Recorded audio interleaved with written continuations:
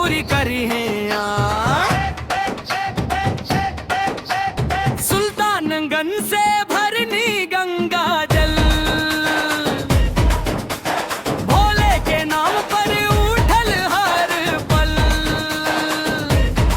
केसरिया रंग में रंगाइल देहिया, बोल बम गूंजे झूमे नगरिया।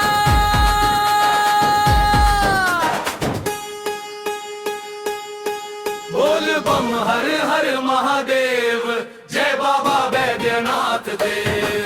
चल सरे कांवरिया गावत नाचत, चल सरे कांवरिया भक्ति में सबके रंगावत।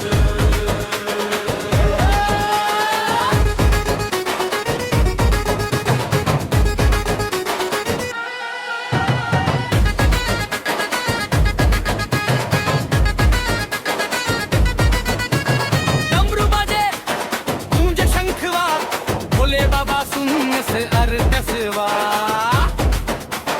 दूध बेल पत्र धतूरा चढ़ाई, कृपा बरसाव त्रिपुरार राई भाई। सावन के महीना भक्ति के बहार, भोले बिना लागे सुना संसार। जय जय शिव शंकर गूंजे हर द्वार, भर दी बाबा खुशी हर के भंडार। बोल बम हर हर महादेव, जय बाबा बैद्यनाथ देव।